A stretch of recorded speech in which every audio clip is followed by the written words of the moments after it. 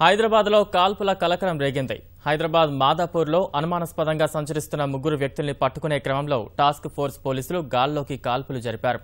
ఓ అనుమానితుడు పట్టుపడగా ఇద్దరు పరారయ్యారు. ఇక దీనికి సంబంధించి పూర్తి వివరాలు మా ప్రతినిధి శ్రీనివాస్ ప్రత్యక్ష ప్రసారం ద్వారా అందిస్తారు. ప్రస్తుతం మనం జూబ్లీ హిల్స్ లోని నీరు షోరూం వద్ద ఉన్నాము. ఇక్కడ కాల్పుల ఘటన కలకలం సృష్టించింది.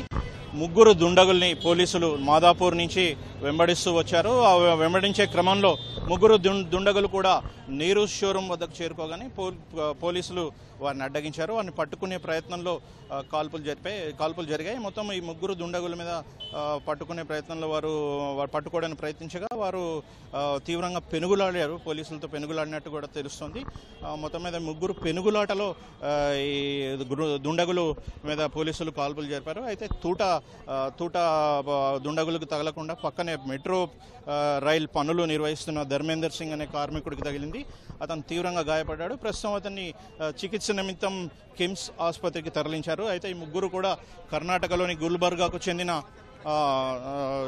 దోపిడీ దొంగల ముఠా అని చెప్పేసి తెలుస్తూ ఉంది. వీరు ముగ్గురు కూడా మాదాపూర్లో దోపిడీ చేసేందుకు రెక్కి నిర్వహించడానికి వచ్చారు. సమాచారం అందుకున్న పోలీసులు వీరు ముగ్గురిని మాదాపూర్ నుంచి అనుసరించారు. ఆ క్రమంలో వీరు జూబ్లీహిల్స్ నీరు షోరూం వద్ద చేరుకోగానే ఘటన జరిగింది.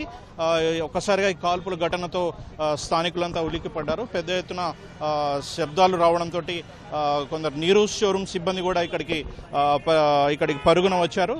ఆ తర్వాత వారు కూడా నిందితుల్ని ఈ దుండగుల్ని పట్టుకోవడంలో పోలీసులకు సహకరించారు. పట్టుకున్న ఇద్దరు దుండగుల్ని పోలీసులు విచారిస్తున్నారు.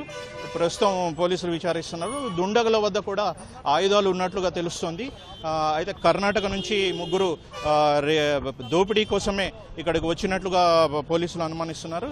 విచారణలో మరిన్ని విషయాలు బయటపడే అవకాశం ఉంది. ఇది ఇక్కడ తాజా పరిస్థితి. ఓటు